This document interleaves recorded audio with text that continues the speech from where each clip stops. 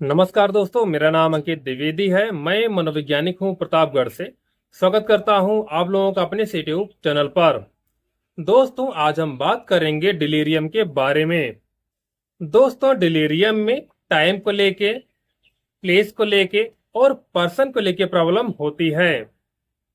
जैसे दोस्तों, जब कोई शराब पी लेता है, उसे ये नहीं पता होता कि आज दिन कौन सा है, समय क्या है, मैं किस स्थान पे हूँ, मेरे सामने मेरी वाइफ है या परिवार का कोई अन्य सदस्य है, वह पहचान नहीं पाता।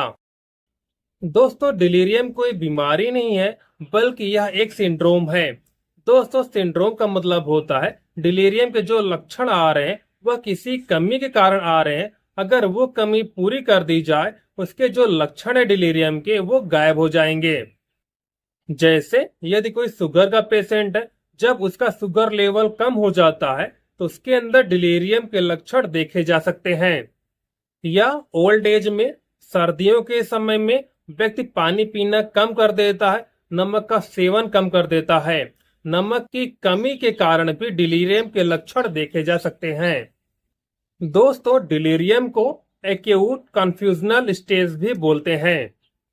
इसे एक्यूट ब्रेन फेलियर स्टेज भी बोलते हैं और इसे एक्यूट ब्रेन ऑर्गेनिक सिंड्रोम भी बोलते हैं।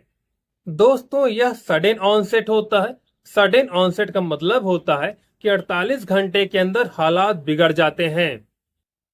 मतलब सारे लक्षण अचानक आते हैं। दोस्तों, ज्यादातर ये बीमारी ओल्ड एज में होती है। अब हम बात करते हैं डिलीरियम के लक्षणों के बारे में।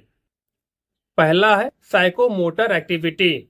इसमें पेशेंट बहुत बेचैन हो सकता है। दूसरा है इल्यूजन। इल्यूजन का मतलब होता है कोई चीज है और उसे कुछ और समझना। जैसे रस्सी है, रस्सी को सांप समझना। तीसरा है हालुसिनेशन। दोस्तों, हालुसिनेशन का मतलब होता है कोई भी चीज नहीं है, फिर भी पेशेंट को कुछ सुनाई दे रहा है और कुछ दिखाई दे रहा है। ज्यादातर पेशेंट को ऑडिटरी हालुसिनेशन होता है। मतलब पेशेंट को वो आवाजें सुनाई दे रही हैं जो किसी और को सुनाई नहीं दे रही। चौथा है डिल्यूजन। डिल्यूजन का मतलब होता है रॉन्ग बिलीफ्स। जैसे पेशेंट को ये लग सकता है कि कोई मुझे चाकू मारकर मेरी हत्या कर देना चाहता है। अगर दो लोग कोई बात कर रहे हैं तो पेशेंट को ये लग सकता है कि वो मेरे खिलाफ बातें कर रहे हैं या वो मेरे खिलाफ षड्यंत्र रच रहे हैं। पांचवा है अटेंशन एंड कंसंट्रेशन। इसमें पेशेंट का अटेंशन और कंसंट्रेशन दोनों खराब हो जाता है। डॉक्टर पेशेंट को जो बता रहा है, पेशेंट उस पर ध्यान नहीं दे पाता, पेशेंट उस चीज पर कंसंट्रेट नहीं कर पाता। छठा है स्लीप। हो सकता है पेशेंट 2 दिन या 3 दिन सो ना पाया हो, या कई बार ये भी हो जाता है उसका जो स्लीपिंग साइकिल है वो भी चेंज हो जाता है। हो सकता है पेशेंट दिन भर सोए और रात भर जागे। सातवां है संडोनिंग। जैसे जैसे शाम होती जाती है पेशेंट के लक्षण बढ़ते जाते हैं, क्योंकि जैसे जैसे शाम होती जाती है क्लियरिटी वो कम होती चली जाती है। पेशेंट का इल्यूजन, हालुसिनेशन बढ़ जाता है।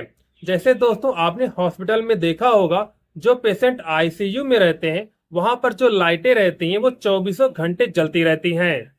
आठवां है इमोशनल लाइबिलिटी। इसे मूड स्विंग भी बोलते हैं। इमोशन बहुत अप डाउन होता है। उदासी, खुशी, घबराहट और डर भी लगता है।